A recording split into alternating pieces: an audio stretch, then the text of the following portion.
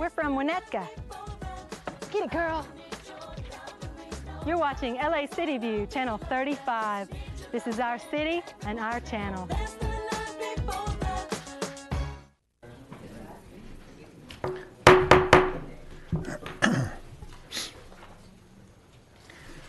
Morning, everyone. Today is Tuesday, March 20th. This is a regular meeting of the Los Angeles Board of Police Commissioners. Madam Secretary, please call the roll. Let the record reflect Commissioners Soboroff, Johnson, McLean-Hill, and Goldsmith are present, and we have a quorum. Okay. I'd like to hold the consent agenda items until after closed session when we reconvene today. So let's go to regular agenda, and should we do B, C, D, and then come back to A? Okay. So let's start with item. We're going to start with item B, C, D, E, and F, and then come back to A. Do we have any comments on B, C, D, or F? I think E is off the agenda. Oh yeah, I'm sorry. I don't think there are any comments. Any? Do we have any? Do we have any public comments on? One for each item. Okay, one for each item. That's fine. Is there any staff that needs to speak on any of these items? I mean, we read them. They're self-explanatory. Does any of the commissioners want to report on the items? Yeah. Okay, let's do Regular. A, B, C. No, D. B, I'm C, sorry, D, B, C, and F. D, and F. Sorry. Speaker on item number B. Regular agenda is E. Item 2B. You want to call the speaker for item 2B? We have no speaker cards for 2B. Give him a second to catch up. Take your time. Why don't we just start with item 2A? We'll start with item 2A. We'll start with 2A? Okay. We can go to B. We have 6 speaker cards for 2A. General Jeff. Okay, well on 2. Hold on. Well, hold on. We have a report on 2A. Do you have the speaker cards now together for 2B, C, D, and F?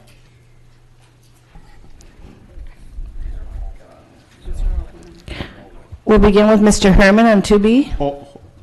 Do you just have one speaker for each on those? Jeff or Herman? Which one of us? Give him a second, okay? Okay, wait a second. Give me all your cards. Take your time. Yes, sir, we only have one card for 2B. Okay, let's go for 2B. We have Mr. Herman. Herman, 2B.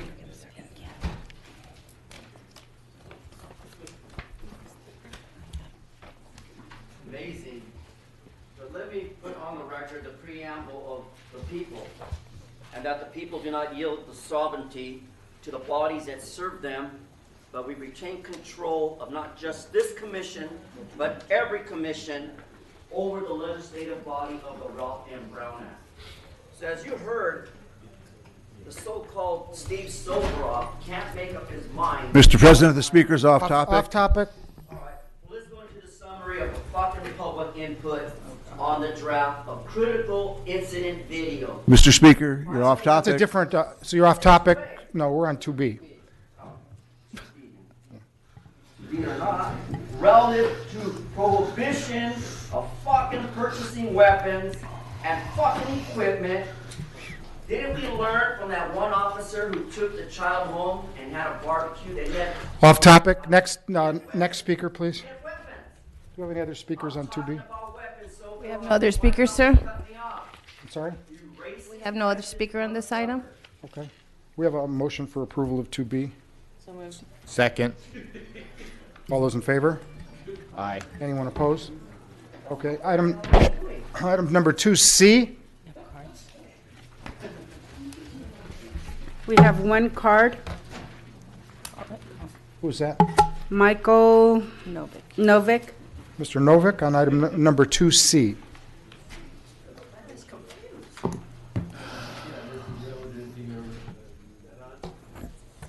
Yeah.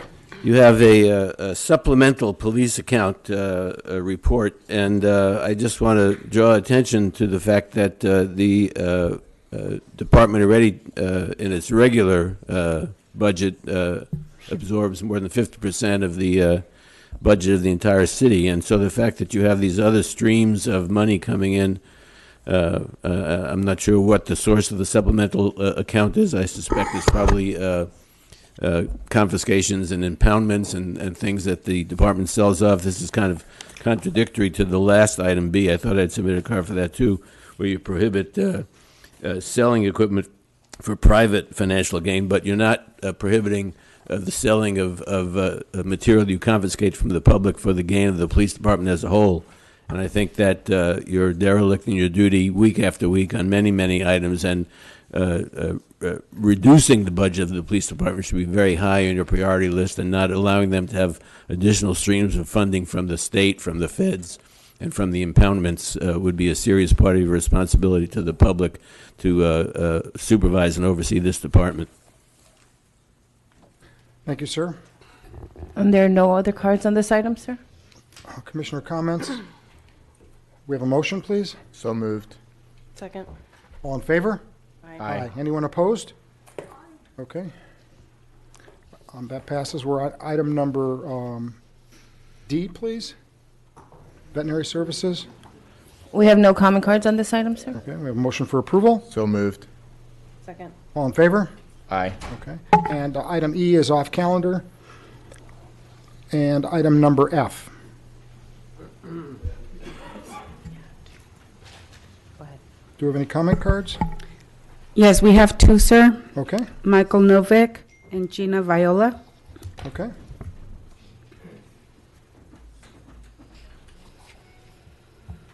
Mr. Novak, this is item number 2F. Yeah, could someone say when and why E was pulled from the calendar? No, but let's go to 2F. Okay. Well, it's the same issue. This is the department's report relative to the request for approval of a budget modification for a forensic science improvement program from the governor's office. So again, this is yet another source of funding and money that's coming into the LA Police Department over and above the more than 50% of the city budget that goes to the LAPD. And I think that your responsibility as the Board of Police Commissioners that oversees the department on behalf of the people who live in the city of Los Angeles should be to reject this approval for a budget modification and send the money back to the state. You want to start the clock, please? Next speaker? My card was actually for 2E, not for 2F, so Okay. we're not going to be discussing that today, That's Oh, we're correct. not going to be discussing 2E today. and we don't get to speak to that at all. Not That's today. correct. It was removed from the agenda at the department's request. It'll come back at a later date. Okay, well, again, I'm also following the other speakers' comments about rejecting all outsourced funding. Thank you, You're very overfunded as it is. thank you. Any There are no speakers other on cards, 2F? sir. Okay, may we have a motion for approval of item number 2F? So moved. Second. All in favor? Aye. Aye. Anyone opposed? Okay, let's go to 2A. Yes. Item Mr. number, Mr. President, members of the commission, 2A is a report back relevant to the summary of public input on the draft critical incident video release policy. As the report indicates, we had received a total of 59 electronic mail responses, no written communications. The summary of the comments are as follows. One email, support for release of the body camera footage being released to the public, no opposition to it. Another email, release of video is important for strengthening the relationship between the police and the public, no opposition to the release. The third, the department should demand that any news agency, news individual, news group, blogger, etc., only be allowed to rebroadcast videos released in their entirety. Number 4 was recommending adding a 5th category for delayed release of video imagery. That individuals involved in the incident, not including officers, witnesses, bystanders, or other third parties, and or those who lost a loved one in the incident and who have standing to bring a civil suit, submit an objection to the release of the video. In the event an objection is submitted, release be delayed until the issuance of a court order to release the video imagery. 55 responses were received with the same text from different email addresses that the maximum time for delayed release of video imagery should be 90 days. Also, that the exception allowing withholding of video relating to any death in custody should be eliminated. Those are the comments that were received. They were both reviewed. The comments were reviewed by both Commissioners Johnson and Commissioners Goldsmith, and after their review, indicated that there should be no change to the policy. Also, at the first hearing of the matter on February 20th, Commissioner McLean Hill expressed concerns relevant to the process for consideration of the board's 2 designated liaisons and the Chief of Police for delaying of the release of video imagery after 45 days.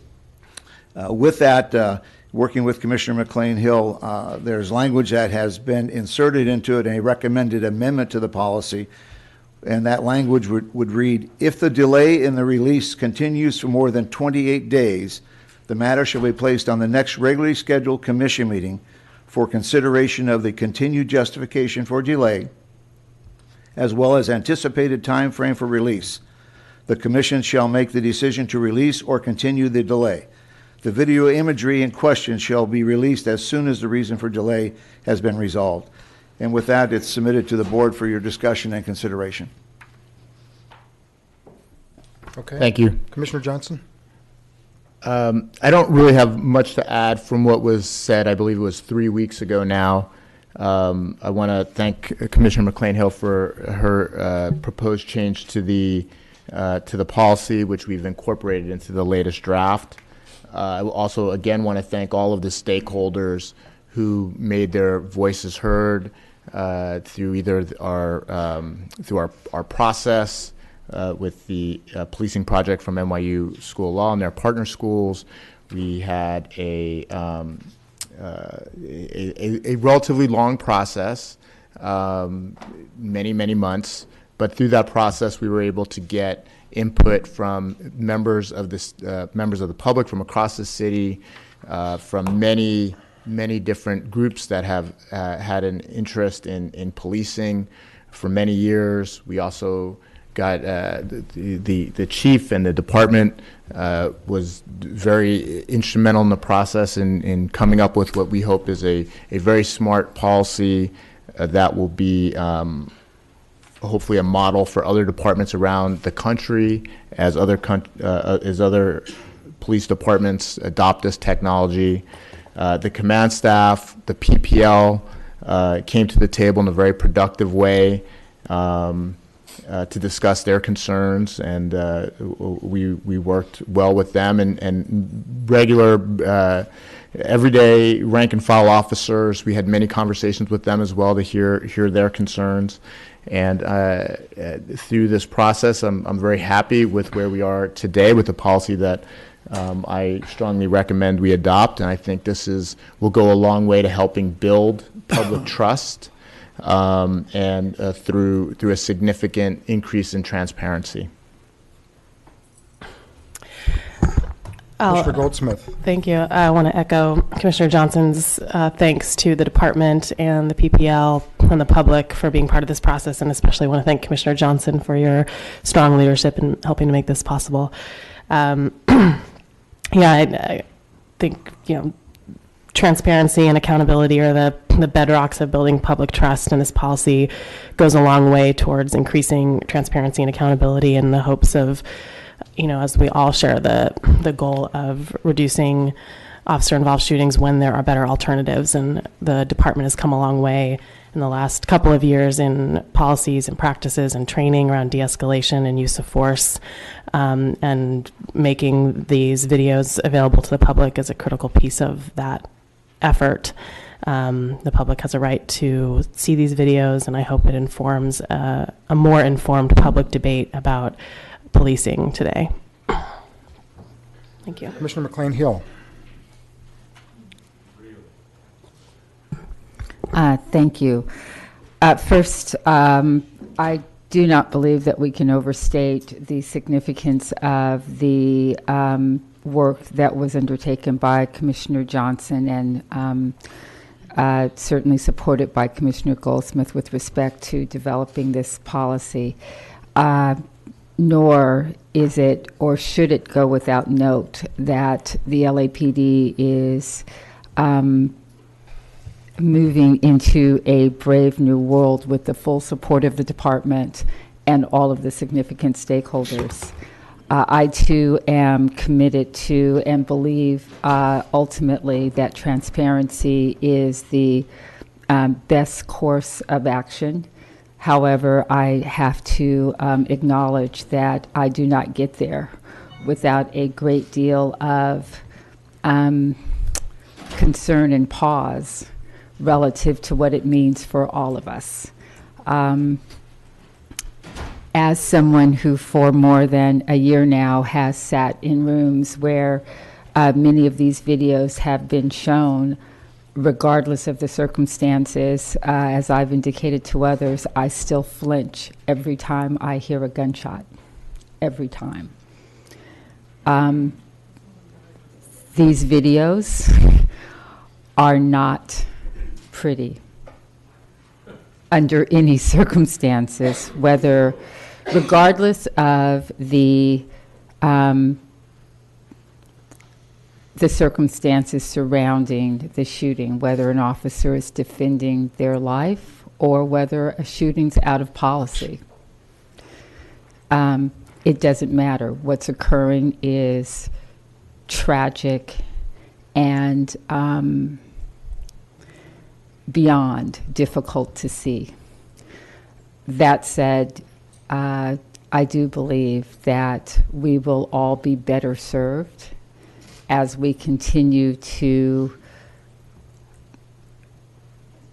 grapple with the role of law enforcement in society and with policing in general by access to a common set of facts and common information.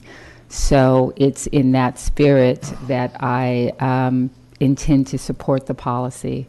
I appreciate the consideration of the amendment, and again, really salute the considerable work that was undertaken to get us to this point by all of the stakeholders, and in particular by our Vice President.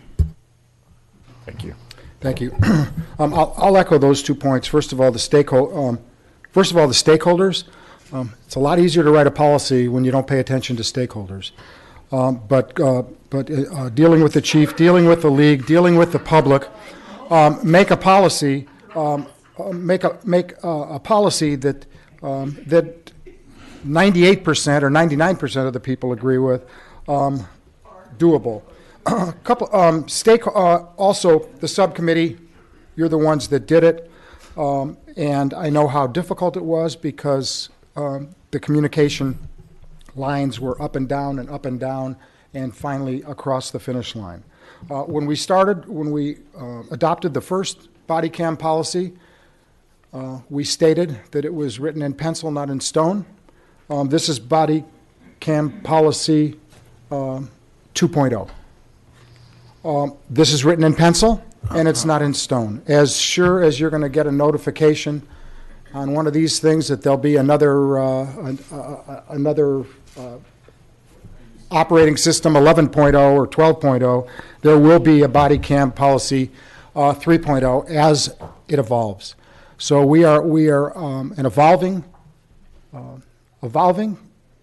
and in new technology and new experiences, and I believe that this is a great step forward, and we are on, like Connie Rice told me, we're on the road to reform.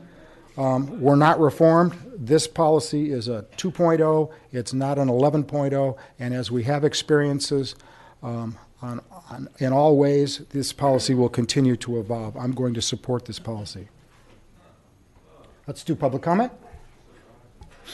We have 11 cards.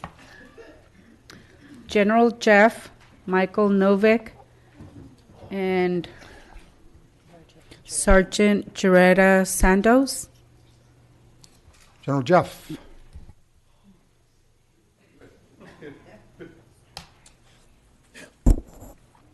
Good morning, Commissioners. My name is General Jeff from Skid Row. While hearing the extensive report, and it spoke to public input, and it talked about it being done, compiled from emails and online. But all those body camera conversations in regards to public comment started in this room. And I don't understand why we, the people in this room that have voiced our opinions, were not added to that report. You know, LA Channel 35 films, records every meeting. There's an extensive hours and hours and weeks and months and years of public comment on this specific issue that should have been added to that report. I felt like there was no need for me to add my voice again and just overflow and flood the system when we've already given extensive commentary and feedback in this very room.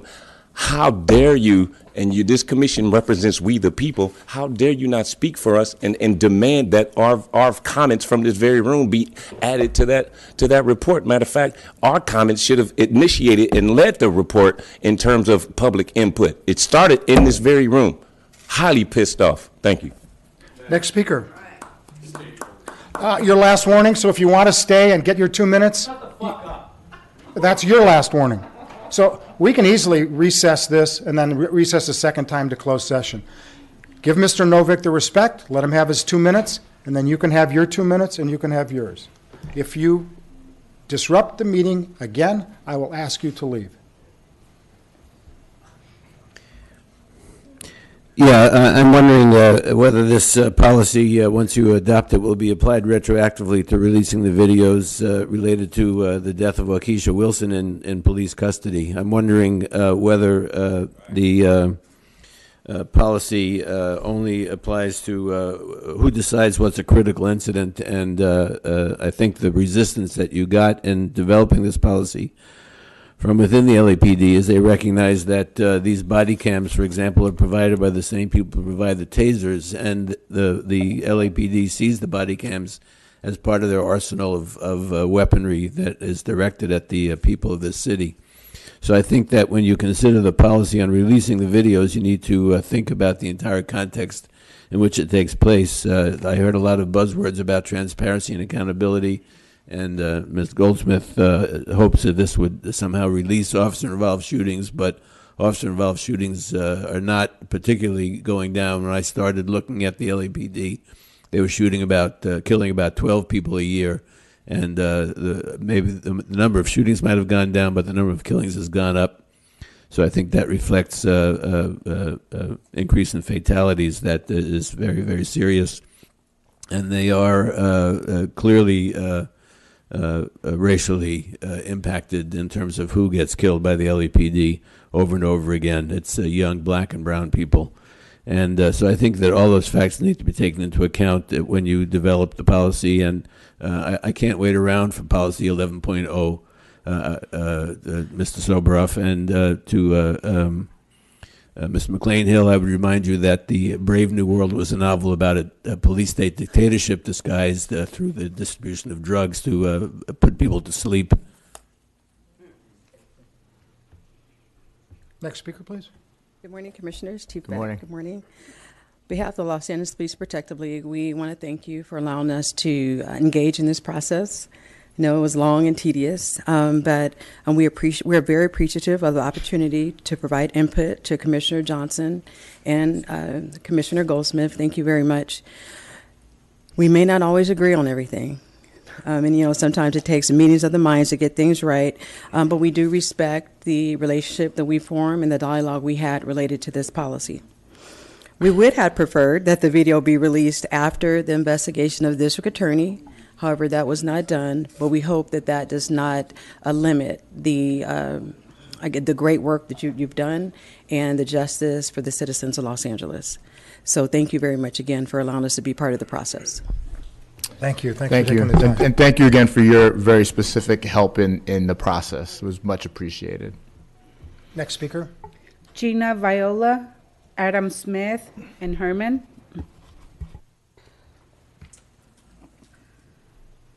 Good morning. Once again, I'm sort of at a loss for words. I don't really understand what the point of the body cams are if the footage is not going to be released. You've had families who've lost loved ones to the LAPD, and they've asked for footage over and over again, and you've refused it. You have missing footage that has not been released. You continue to have meetings, conduct reports. I'm sure you hire consultants. You spend a lot of money, a lot of effort, a lot of time on these things, and they're still not going to be workable for us. They're still not going to create any sort of transparency, any sort of accountability. It is not creating any sort of bridge between police and community members, as community members continue to be terrorized by police in black and brown neighborhoods. Yet we sit here week after week talking about these items, trying to figure out how to make things better, and something simple like a police camera, body cam. Great, let's put a body cam on police, then we can look at things and see what actually went down. That's not happening. We're just having more meetings. We're just having more meetings. You're just hiring more consultants. It's not creating any sort of goodwill with the public. It's definitely not creating any sort of accountability. And I understand the videos are not pretty. How pretty is it for the family members that lose loved ones and have to deal with that? Valerie Rivera has come here week after week. The father of Eric Rivera was told he would get a report. He was just recently told he'll never see the report. They will never see the video footage. They will never see the reports. So this is not creating any sort of accountability. This is just another layer to appease the public at large, especially with your officer-involved shootings. Those need to be called police kill civilian. That's what needs to be said in the paper so people start paying attention. Thank you.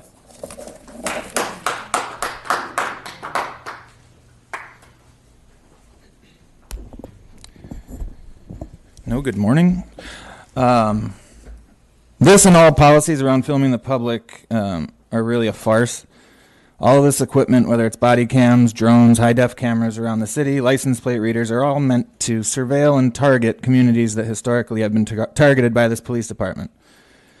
In this policy, we hear about these very few and limited cases where the LAPD ultimately might release footage. We hear so much that these policies provide transparency for the public, peace of mind so that the public knows that the police aren't overstepping their bounds, but police in general and the LAPD specifically are the textbook definition of overstepping their bounds. To echo a point made by Jamie Garcia from the Stop LAPD Spying Commission a few weeks ago, these body cams and all the ways that the police department films and collects data on its residents don't and won't actually make the community safer, but will actually create more police interactions, which we know as the LAPD year after year kills the most residents in the country. From these interactions, we'll see more Eric Riveras and James Byrds, more Jesse Romeros and more Jesse Murillos.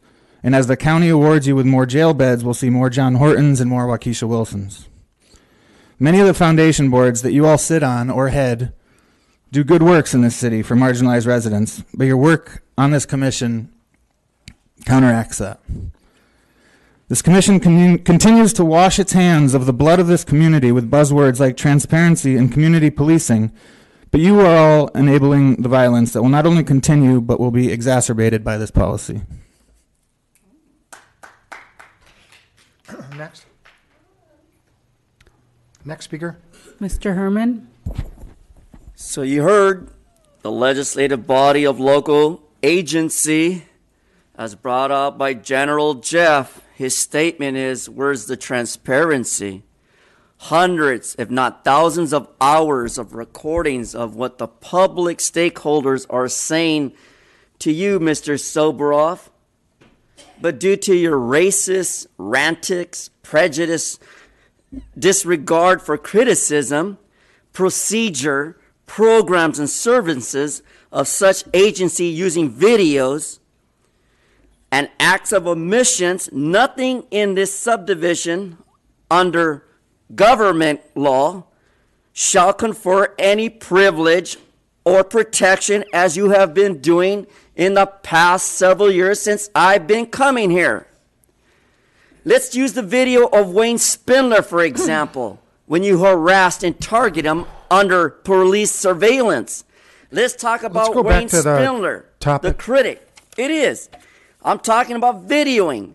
Videos that here observe us, the public, describing a city that cannot use rules to impose punishing, subjectively finding abuse and slanderous lies, as you brought out by Danny Bakewell and his fake news against Wayne Spindler, the critic from Encino, over public comment cards. Is that a threat? Me saying fuck you 42 USC, is that a threat? Me waving my arms like a crazy man like Herman Jason Wesson? Come on, come on. What does that fool got to say to me? What does Herman Jason Wesson got to say to me when he calls me out like this? You know how many months and years I've been going to therapy not to be an asshole like the rest of you? And so all I'm saying, by arbitrary and discriminatory enforcement and impertinent, abusive, slanderous, and threats, stop. Next speaker, please. Hamid Khan, Jamie Garcia, and Paula Miner. Mr. Khan.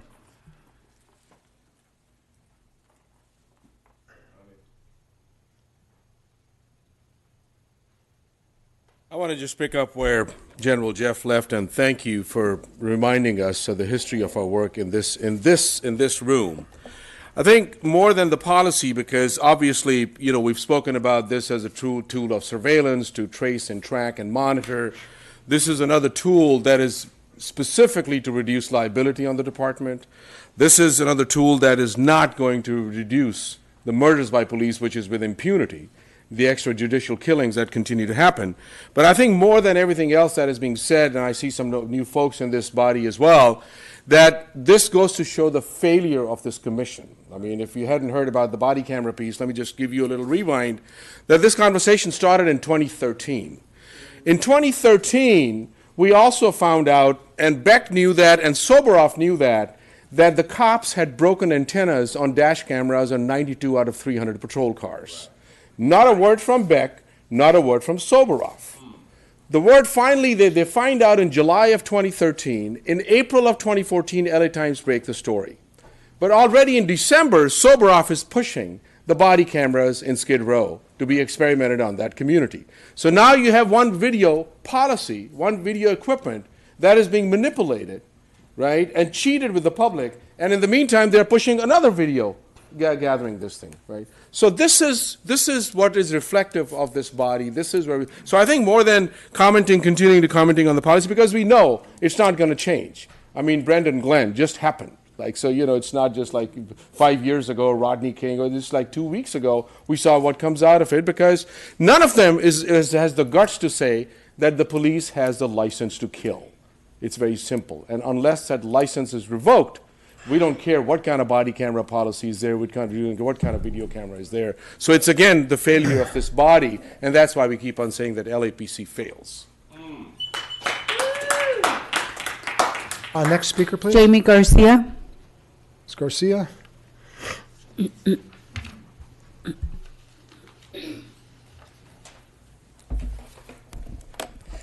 So in regards to these body cameras, the Stop LAPD Spying Coalition has continually come out against their use in our communities. We see this as the continued expansion and surveillance of our communities. Video that comes from these body cameras are being collected at massive amounts, and Sergeant Gomez the last he spoke to media said we have 3.5 years of footage. So the intent of collecting this footage is not to protect the community or hold it to some type of accountability. It's to further experiment on using artificial technology. This is true through your partnership with UCLA and with Axon.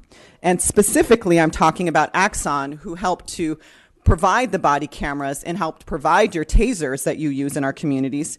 But they are developing technology for behavioral predictive analytics. So the smoke and mirrors in regards to the release of video is not addressing what the community is truly concerned about in regards to body cameras and surveillance.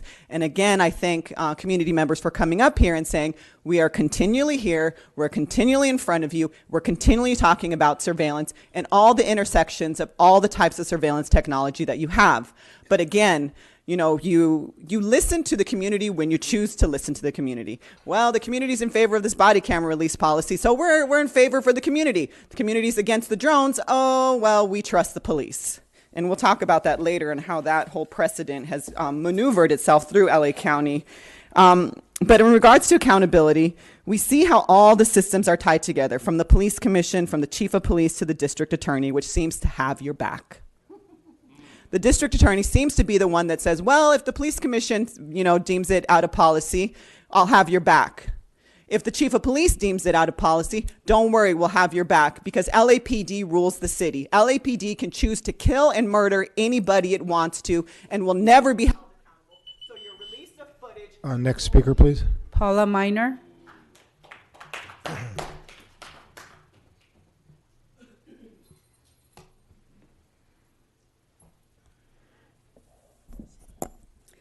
I agree with the comments made by my colleagues, General Jeff Hamid-Khan and Jamie Garcia. I also feel, and Black Lives Matter feels, that this policy will not increase transparency and definitely will not increase accountability. We know there will be no relationship between this written policy and any accountability. I specifically do want to point out some areas in the written policy that maybe some of the commissioners should be aware of and should consider. First of all, when you look at the written policy, the majority of the words and paragraphs go to reasons why it will not be released or reason why it will be delayed. So what's going to happen is very, very limited in when it will be released. One of the areas, though, that I really question is the one that talks about deaths in custody, where it says, unless there is some preliminary evidence of intent. I believe that, and we support, with the second anniversary of Waukesha Wilson's death occurring on March 27th, a week from today, that all video, when there is a death in custody, should be released, because it is difficult to determine intent. If a person is under the care of LAPD or under the care in detention, they are responsible. They are responsible. If the person has some kind of mental challenge, they are responsible by law to make sure that person is medicated and observed. So I think that particular aspect of this policy should be reconsidered by the commission. The other thing I want to just speak on is the issue about video capture by third parties that is in the department's possession. And again, it's under the paragraph that talks about when it might be withheld or delayed. You can continue in public comment. You'll have another 2 minutes. Thank you very much. Yeah.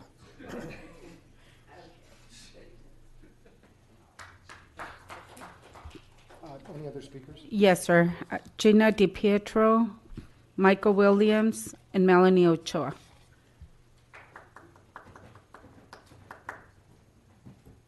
Good morning, Commissioners. I'm Gina DiPietro. Oh, I'm sorry. We'll start your time over. Good morning, Commissioners. I'm Gina DiPietro.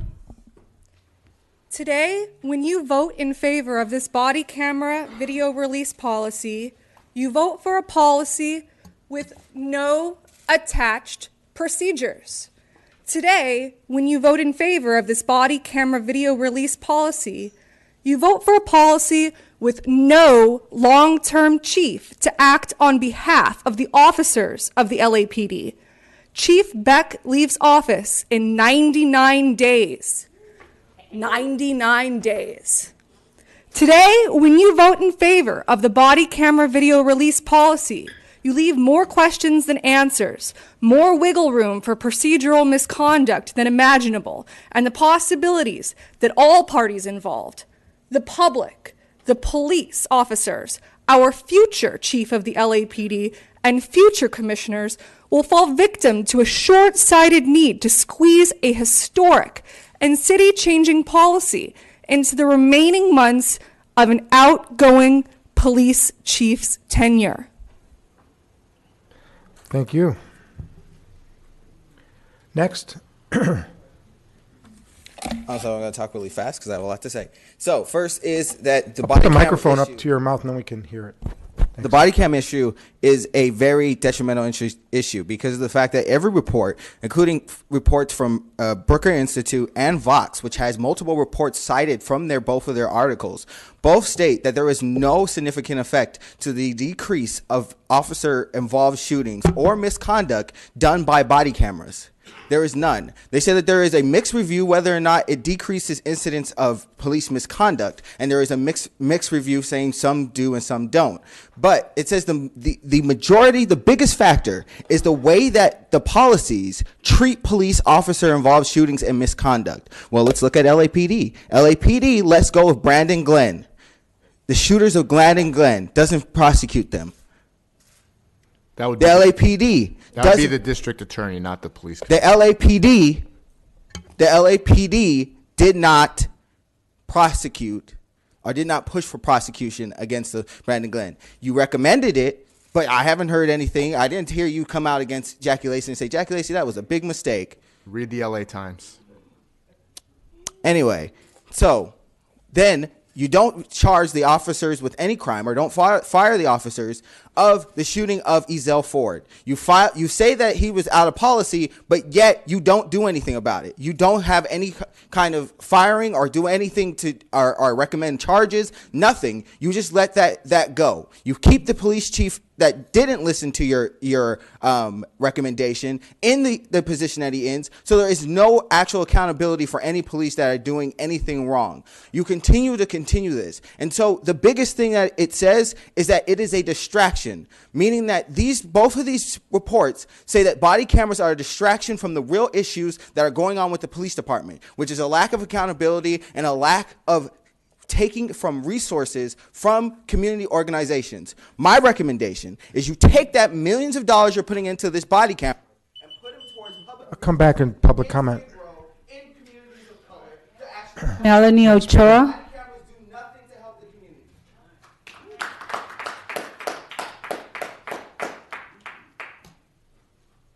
Morning. Melanie Ochoa with the ACLU of Southern California. So while the ACLU appreciates that the proposed video release policy can be an important step towards greater transparency, as written, it attempts to create a presumption of release rather than a presumption of withholding as was the department's prior practice. However, the commission's work is not done. With respect to video release, it should not withhold video of any death in custody. Allowing withholding in casings where the department finds no misconduct will create suspicion and serves no purpose. Release every time without exception. The commission should also impose a 90-day limit on the delay of release. The department has routinely withheld video on grounds that it will interfere with ongoing investigation, and we want to make sure that this does not occur under the new policy as well. While the commission obviously intends that by requiring, two commissioners to sign off, that's not going to happen, we want to make sure that in the policy it prohibits this from occurring. And video release is only part of the body cam policy. It needs to be revised to place limits on the use and access to ensure that video is not used as a tool to surveil the public, including prohibiting the video from being used with facial recognition technology. And the policy needs to prohibit officers from reviewing video before being questioned. This is clearly a bad investigative technique. Civilians under investigation would never be allowed to see the evidence before being questioned. It is also against policing best practices, and it ensures that the public will not have faith in the department investigation of officer shootings that include this practice. The commission should not rest on these amendments to the body cam policy and needs to continue to revise its policy to address communities' many other concerns. Thank you. Thank you.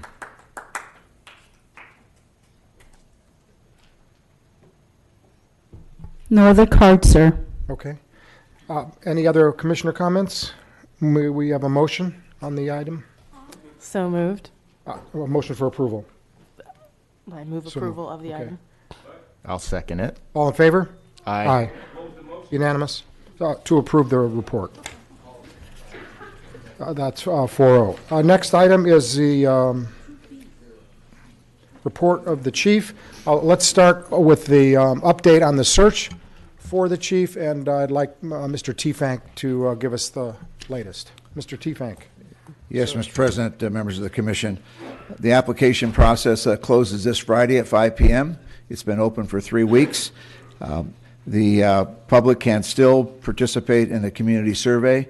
That survey is located at 3 locations on the Personnel Department website, which is www.per.lacity.org.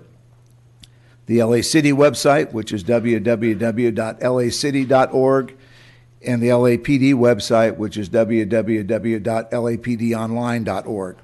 Or comments can be emailed to per.comments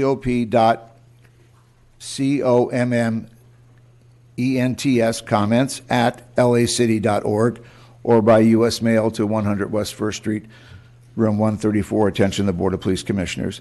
We are on track with the schedule, which is to have the finalists, the 3 names of the finalists to the mayor, on or about the 1st of June. And that concludes my report. Mr. Teefank, will you briefly review what happens from this Friday through the 1st of June? After this Friday, the subcommittee of the commission, which is Commissioner Soboroff and Commissioner Johnson, will review the applications in concert with the personnel department. From that, they will take the highly qualified group. That group will be submitting some additional supplemental questions. Those questions will come in, and from those responses in that highly qualified group, the commission will select those individuals who will have an oral interview with all 5 of the commissioners. That will take place, and then from that, under the city charter, the commission will rank the final 3 candidates in numerical order, 1, 2, 3, submit those names to the mayor, and at that point, the mayor then will begin his process and ultimately select the final candidate, who will then be submitted to the city council for confirmation. Thank you, sir. Okay, Chief, welcome, sir. Commissioners, thank you, and thank you for the dedicated work that you put forward in the body cam release policy. I think it's going to be really important. I think we've crafted a policy that meets not only your expectations, but the majority of the public's expectations, as well as the expectations of the Los Angeles Police Department. A couple of significant incidents that occurred this past week. We had a visit in the city from the President of the United States that went very well, and I had expected it to not. So I was I was very pleased about that. I don't know if we owe that more to the weather or more to good planning, but whichever way, it certainly worked out better than I anticipated. We also had a women's leadership event at the Getty House last week that was focused on female recruitment for the fire department and the police department. Several hundred candidates attended. We had a lot of exhibits, a lot of work with our recruitment folks, so I think that was very well received. Also, federal court enjoined us against enforcing our gang injunctions last week. I'm working with the city attorney to find a path forward through that. Both the city attorney and I agree that this is a valuable tool that, although it does need some adjustment based on the court decision, saves lives in the city of Los Angeles. Also this weekend, we had 2 significant athletic events that affected the Los Angeles Police Department. The first was the 34th annual Baker to Vegas relay. It's a 120-mile relay starting in the city of Baker in California, ending in Las Vegas. That is conducted by 20-member law enforcement teams. There were 275 teams represented there. That's 5,500 runners that participated. A couple of significant things that happened. The Los Angeles Police Department Open team won for the 7th straight year, and our women's team won for the 8th straight year.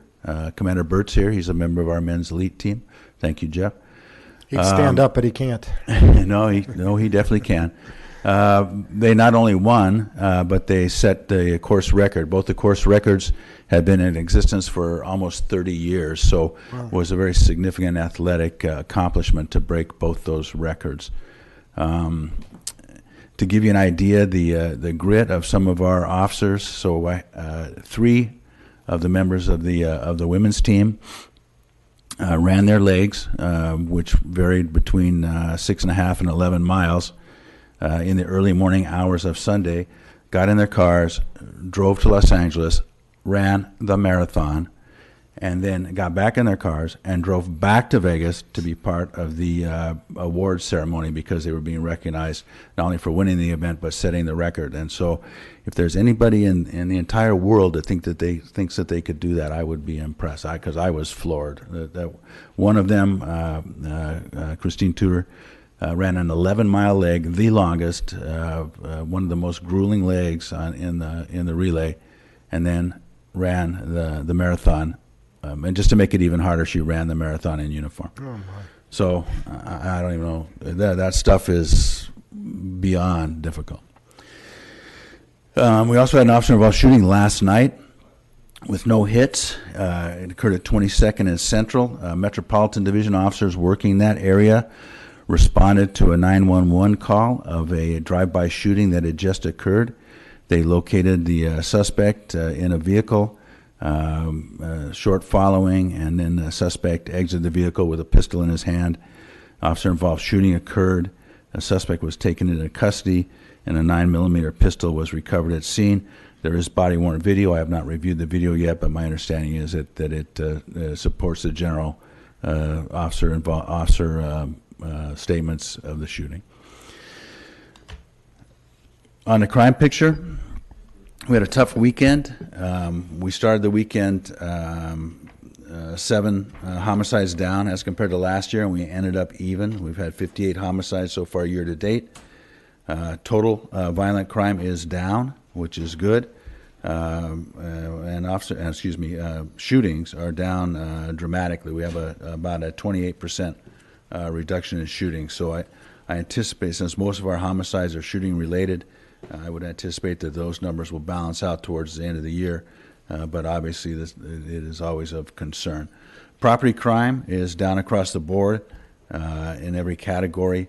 Total reduction of 8.5%, and it gives us a total Part 1 crime reduction of 7.8%. And so we're down in both violent and property crime so far year to date. Gang-related crime is also down. Gang-related homicides are down 13.8%. Total gang crime, and that's 11 categories of gang crime that we've been measuring since the mid-'90s, is down 39%. So that's a significant reduction in gang-related crime. Officer-involved shootings, we've had 8 so far this year, not including last night's, and that's down 33% as compared to last year, and about 16% as compared to our 4-year average. Guns recovered, the Los Angeles Police Department, as of the end of February, had recovered 1,123 guns off the streets of Los Angeles. That's a 10% increase over last year and a 23% increase over the 5-year average. Traffic collisions are up about 0.8%, so less than 1%. But of particular note, traffic fatalities are down 15%. That's 44 as compared to 52 last year. Driving under the influence, arrests and occurrences are down.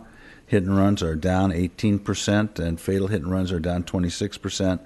One of the areas that we concentrate on is motor vehicle versus pedestrian accidents because they are so deadly, and those are down significantly, about 11%, and the fatalities are down 22%. Had a slight increase in bicycle-involved traffic accidents, but we're even on fatalities in that category.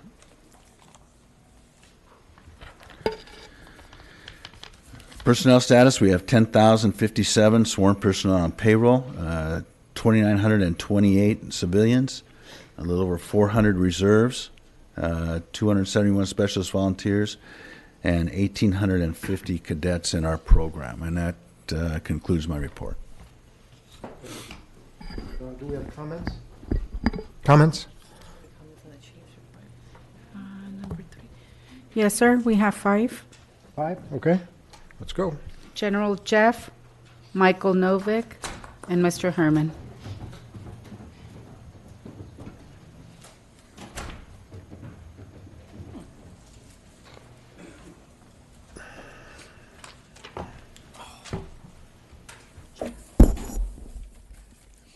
Good morning, Commissioners. My name is General Jeff from Skid Row. In my hand, I have an email that got confirmation yesterday from Executive Director T. Fank that he forwarded to each of you Commissioners from We the People of Skid Row.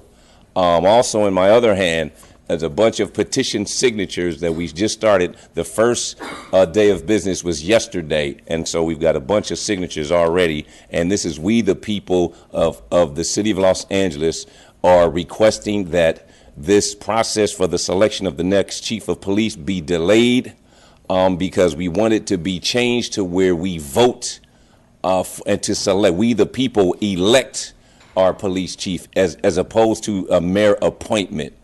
It is time for change. The negative trauma that this city has faced under this leadership and this style of process is not in the best interest of we the people of the city of Los Angeles. And so just as we elect our mayor and we elect our other public officials, the budget of the Los Angeles Police Department is too significant in their influence over this city in regards to policies that are being proven, for instance, today, is too significant, of too greater importance for us to just allow the mayor to appoint someone without our input having a more impactful and significant addition to what is going on. So we have forwarded you the information. The petition will continue to be spread citywide, and we're going to continue this matter. And in our letter, briefly, we recommend that this commission select an interim chief so that we have until the mayor and the city council sign off on changing the city charter, that we'll have a special election to elect the next chief of police. Thank you. Thank you.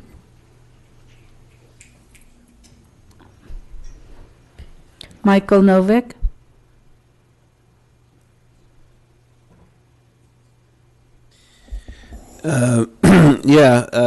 I noticed the chief mentioned a women's leadership effort, the recruitment, and I think it's unusual or remarkable that the police commission, in creating its own subcommittee to review candidates, chose to exclude all the female members of the commission from the ranks of that subcommittee. I think that although I don't normally commend anything that's done at the federal level, but the Justice Department fired Mr. McCabe a day before his retirement, and I suggest that if Chief Beck has 99 days remaining, that you see to it that he leaves office immediately and is replaced by an interim. That would give you time to extend the process of selecting a new chief by having the interim in place. Once again, the crime statistics, liars, figures don't lie, but liars can figure. Chief Beck said that, there was one more police shooting last night, and then gave you statistics for the reductions in police shooting based on not including last night's shooting. So most of those figures, therefore, are false. And once again, I would point out that he is seeking ways somehow to get around a court ruling that said that the gang injunctions are unconstitutional, and you claim to have a commitment to constitutional policing, but he's admitted that gang crime, as he categorized it, is way down, and yet he still sees the need for injunctions that are basically targeting black and brown youth and criminalizing people for their identity. It's part and parcel of the kinds of white supremacist policing that the LAPD carries out as its mission to protect a system of private property and colonialism in the city. And you need to get rid of him immediately. Thank you. Mr. Herman. Herman.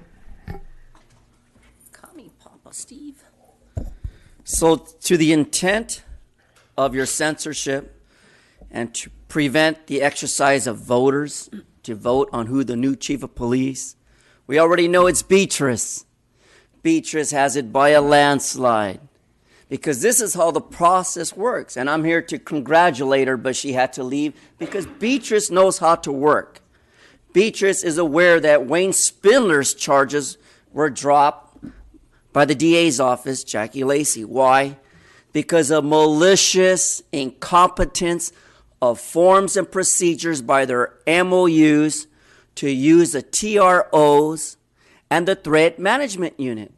The same way Matthew, Senator Matthew, or Assembly jackass from up in Van Nuys, resigned because he used the TMU so-called state police to falsely try to plant a weapon on Mr. Spindler on that night of arrest, but could not do so. Why?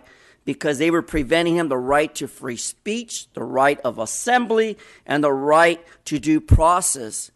And such malice, oppression with intent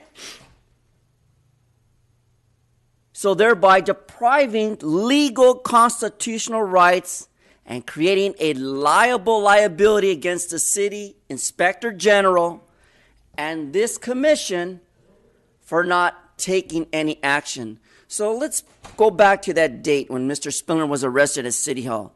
Now, did his public comment card cause a danger to the public? No. Did Mr. Spindler's card suggest that he was a threat to Herman Jason Wesson? Apparently not, because on 2 occasions, that jackass moron president from City Hall, Herman Jason Wesson, a.k.a. Herbie, threatened me. Next speaker, please.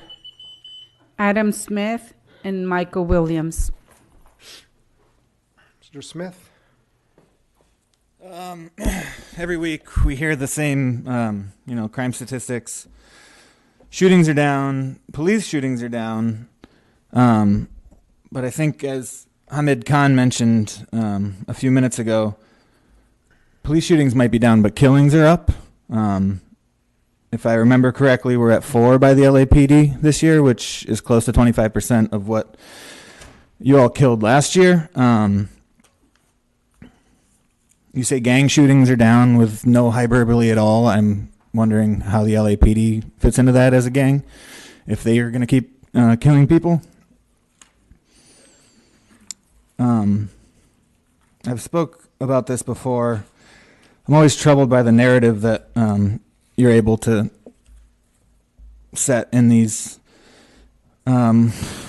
reports week in, week out about the validity of police shootings, where, automatically we're criminalizing the victim, the person that actually got killed by LAPD bullets, with a narrative that you say every week, which then gets passed along to the local media, which then gets passed along to the public. And these people who have no recourse because they're full of bullets in the morgue are automatically criminalized. And, speaking about the Brendan Glenn narrative, it's been pretty disheartening to read in the local media that's made you out to be some kind of hero in this situation, when it's your police that have been doing the killing, that have been leading the country in killing year after year. So yes, it's unspeakable that Lacey didn't prosecute in this situation, but it's unspeakable that these killings keep continuing under your leadership. Michael Williams.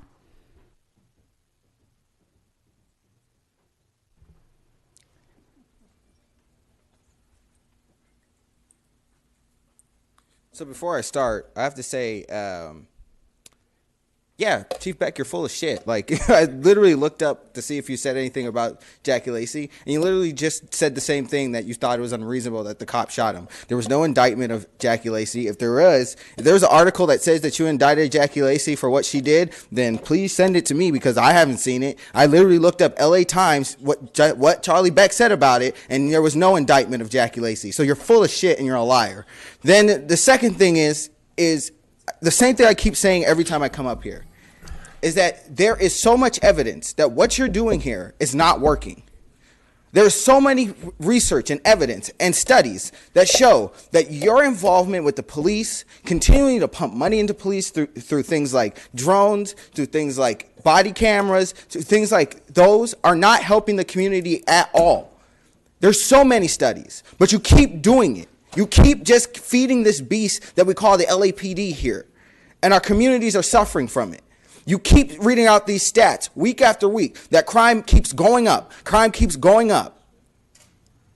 Why do you think that is? It's because you are taking every resource from the people to actually make themselves able to pull themselves up, and you are putting it into a repressive regime that kills and murders their children, which takes away their future. LAPD gave 10,000 tickets to students going to Los Angeles schools. That's what you do in our communities. You harass our kids. You kill our kids. And so they don't think that they have a future because you're constantly harassing them. My only recommendation from this commission, and I do it every week, is to take the money, the billions of dollars that the LAPD gets from Los Angeles, put it into resources that actually help the community, that actually provide resources, and fuck the police.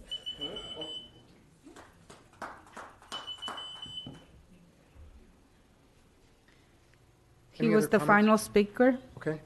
We'll go to public comment. Before we go to public comment, I neglected to say, next Tuesday, our meeting will be here at the regular scheduled time at 9:30.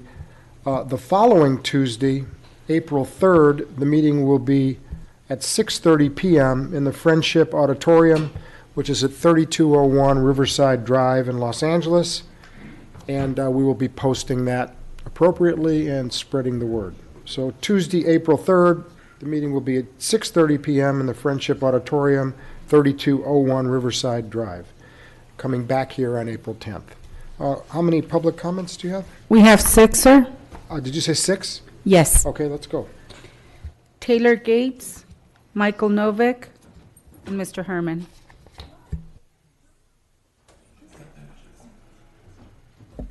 Hello? Okay. This commission doesn't give a flying fuck, so I'm going to talk to you guys. All right, so I just want to say to everyone in the audience, you know who you are, who are actually doing work in your communities that is helping, I want to thank you. I want to thank you for the work that you're doing that this commission is not doing. I want to thank you for the work that you're doing that the LAPD is not doing. I'm really new to this, and I know a lot of you have been here a long time, and I just want to say, as a Los Angeles resident, I want to thank you. And I also want to say that if you want to jump in and start filming the police, I'll be out there. Thank you. Mr. Novick? Yeah, I'll commend you for scheduling a community meeting on the 3rd. I think that you should schedule every one of these meetings in the evenings in the community and not here inside the LAPD headquarters and not surrounded by police all the time. I also wanted to say that since you jiggled the agenda and you moved your consent agenda items till after your executive session, that I did submit a card for one of those items. I want to point out again, there's about $47,000 in donations to the department that you're accepting and you rubber stamp. And I think, again, I challenge any one of you to calculate how much money has been contributed to the police department over the course of the year from various profitable and nonprofit organizations, and that you recommend to all those groups that they donate the money to public service and community service organizations and not to the LAPD. I did want to say that the fact that you keep changing these agendas when we arrive, after we arrive, is unconscionable. Again, I think that people might have come, for example, today to talk about the hate crimes, and you took it off the agenda. And I think that if the police department doesn't want to deal with that policy about hate crimes, then you still have a responsibility to accept public comment on those topics. I was on the LA County Human Relations Commission Hate Crime Task Force for a long time, and the LAPD is in no position to judge religious, ethnic, or racially motivated violence, because the LAPD engages in religiously, ethnically, and racially motivated violence all the time. Mr. Herman?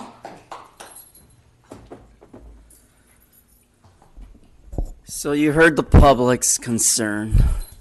My concern is why Threat Management Unit and the TRO are acting as a private police for commissioners and elected officials. We still haven't seen Wayne Spindler in prison for the charges. You brought up all this nonsense about hate crimes. You brought up all this nonsense that Wayne Spindler was a Nazi, neo-Nazi. I don't see any of that. I object to that. I find Wayne Spindler a credible attorney representing his clients as an immigration lawyer. And I find offensive that the commission, City Hall elected officials, and all those other assholes that wrote the bad news, sorry news, like Danny Bakewell, who stole $3 million from Compton. Why doesn't he pay it back? Because these are the issues that the public wants to know. We want to know why you are fucking cadets. We want to know why Billy, an officer a back time ago, was running a racketeering of killing people. And we want to know why police take no interest in HHH to help people who are homeless. Why? I'll tell you why. Look, I've been coming here since 2008. Have I been helped? Has any one of these commissioners come up to me and say, Herman, how can we help you? Fuck you. 42 USC 1983. They did not help me. I've been homeless, but some man, an officer in a badge, told me, you don't look homeless. So what fucking criteria do I have to look and meet to be homeless? Do I have to be educated and sleep in my car? Do I have to sleep on my couches and surf couch, Mr. T-Fang? Because you apparently don't fucking care, T-Fang. That's why you organized with Nuri, that fat bitch, with the spearmint rhino up in Baton. Our next speaker, please. Adam Smith, Jamie Garcia, and Mr. Hamid Khan. You wonder why I fucking come here like a fool. I'm not a fool. Next speaker, please.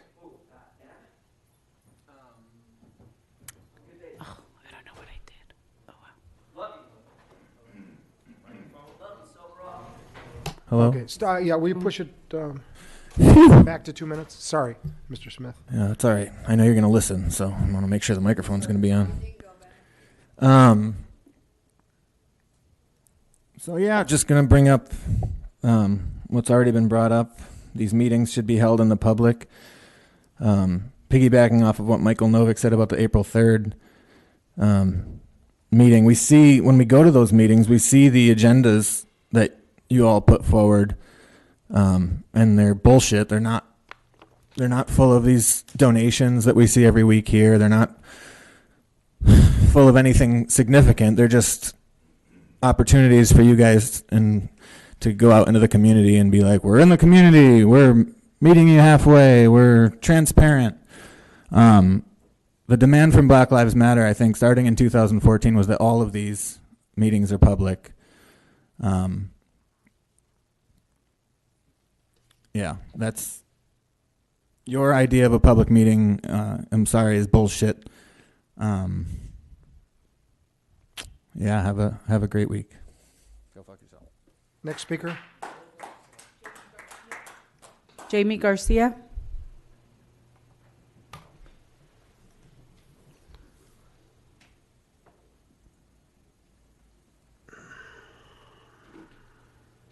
So I wanted to start talking about the drones and the kind of precedent you all have set.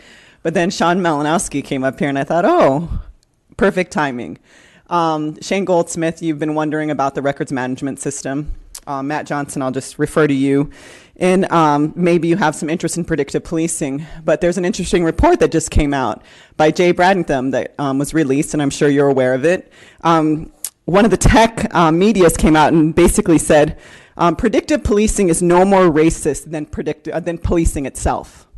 And so I thought, well, that's really interesting because the whole time it's been saying that predictive policing and the use of math is somehow going to make you guys seem less biased, going to take out all that, officers, picking people, and somehow is going to improve policing. But now we have a report that's basically saying it's no more racist than you are. And we know you're racist because we've seen your demographics. And fortunately, Cynthia McLean-Hill has been saying that demographics on arrests, on FI cards, on stops needs to be released because it's basically saying the same thing, that LAPD targets Black and brown communities. So I just thought, for Shane, if you want to know what the records management system is, this is the guy to speak to. Matt Johnson, if you can continually hear, and I don't really speak to you, Steve Soboroff, but our concerns about surveillance, our concerns about predictive policing, our concerns about the laser program, this is the person to speak to. This is the person that we need to be putting up here against us to talk about these programs that we are very concerned about. So I don't know if you have staff, I don't know who tells you about what LAPD is doing, but this is one of the main people to speak to. But in regards to the drones, I just want to say that the precedent that you guys have set across LA County is, phenomenal. that the city of Culver City has bought 8 drones, and they basically said what Steve Soboroff says. When the community came out overwhelmingly against the drones, they said, I trust the police. Therefore, you get 8 drones. So thank you very much for fucking the Next speaker, please. Hamid Khan.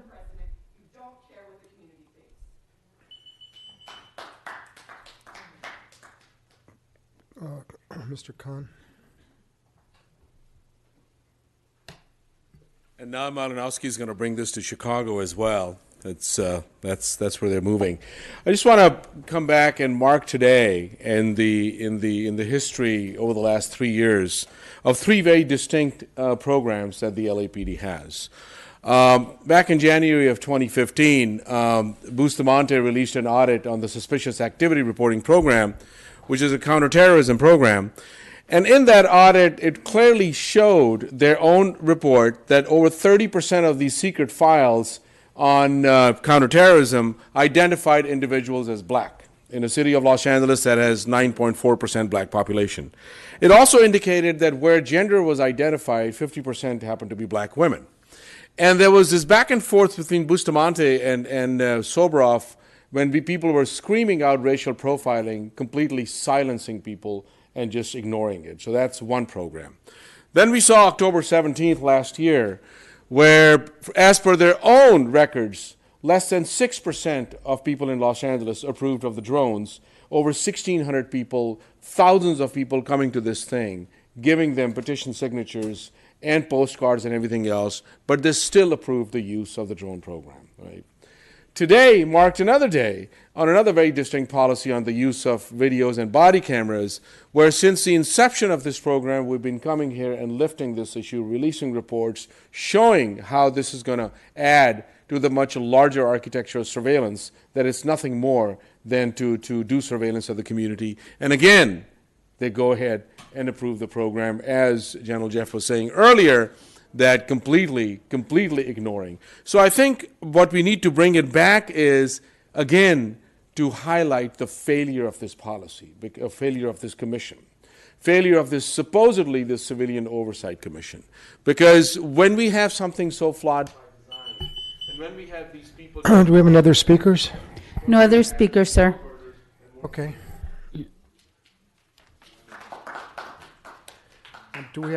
We're going to item number 5. Do we have any speakers on either 5A1 or 5A2? Yes, we do, sir. We have 3 cards on 5A1. Okay. Michael Novick, Veronica Mojica, and Jacqueline Jimenez.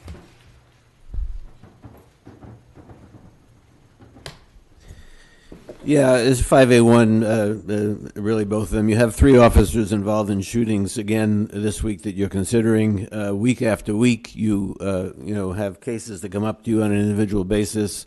Most of the time, you exonerate the officers. Very, very rarely you find them out of policy. But you don't. I don't know anything about this incident because it's executive session material. But I think that you have the responsibility to try to extract a lesson or a policy from this. Again, the involved party here is F. Barragan. That's a Hispanic surname. I think that the clear evidence of your census should be that there's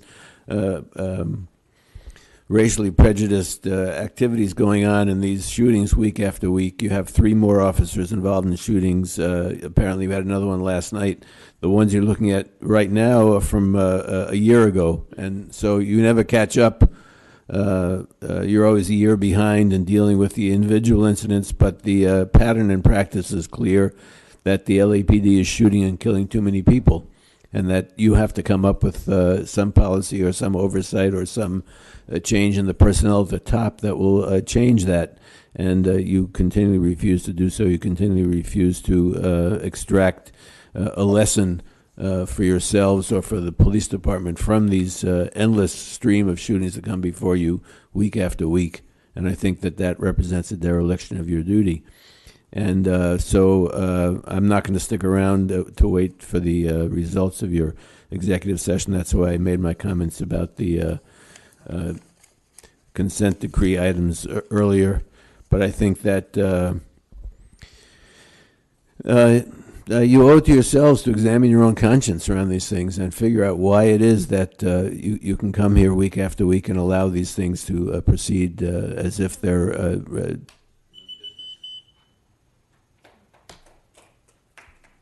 Veronica Mojica.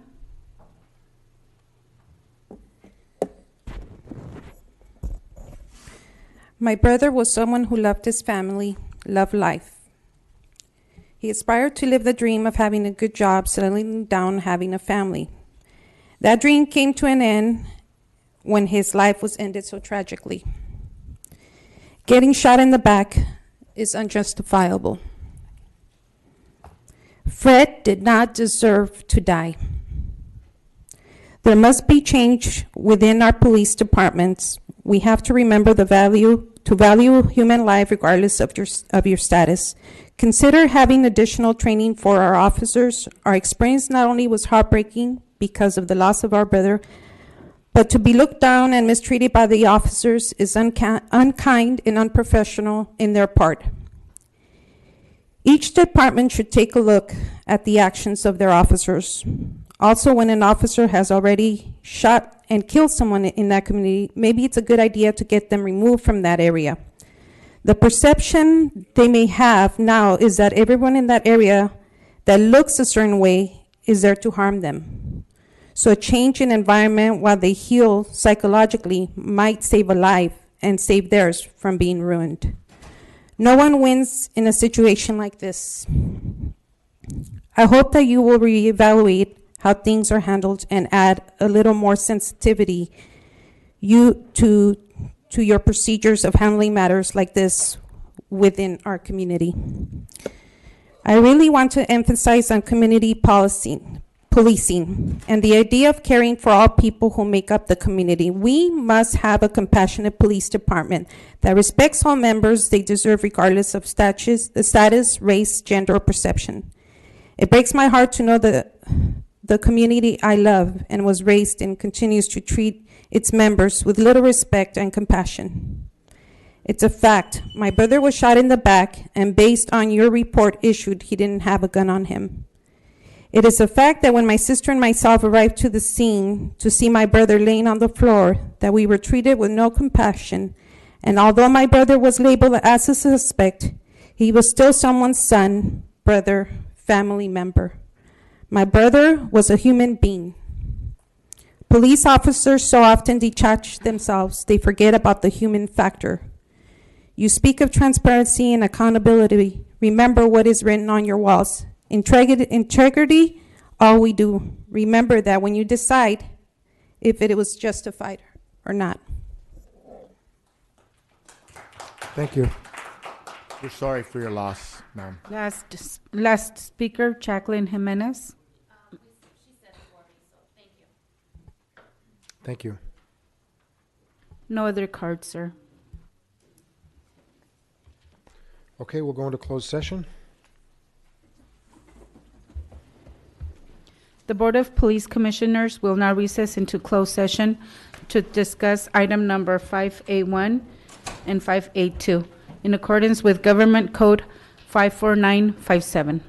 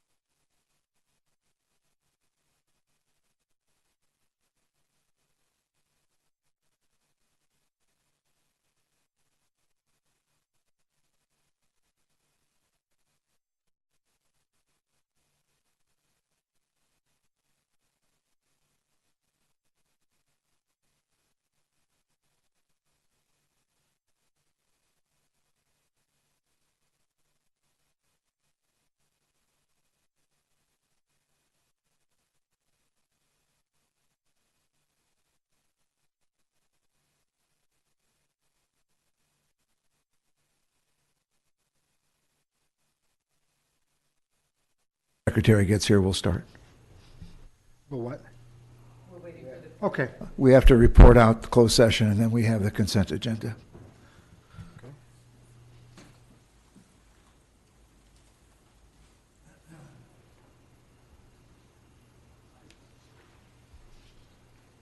Do we do the consent agenda first or after? Mr. Tiefenk? Consent agenda first? We could do it first, sir, if you wanted to. There's no speakers on it. Oh, they're here now, sir. Okay. We'll go back in session. I'd like a motion to approve. Are there any speaker cards on the consent agenda items?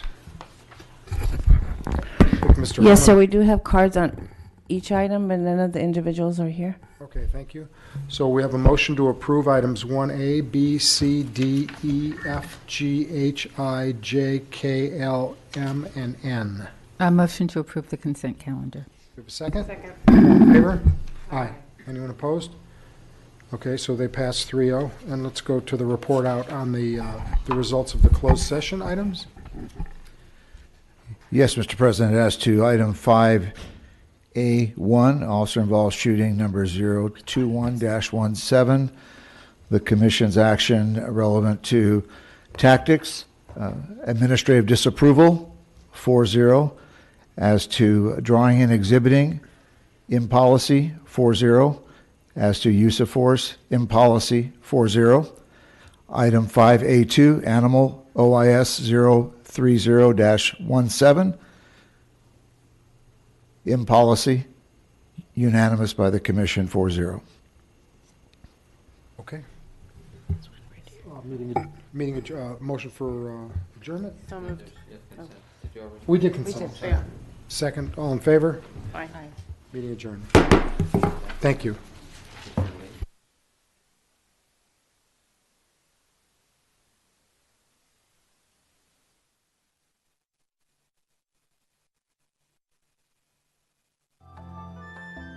This is Koreatown. My name is Kwang Bae Kim. You watch LA City View, Channel 35. Our city, our channel. The history of American Railroad dates back as far as the early 1800s. Over the next century, railroad workers installed over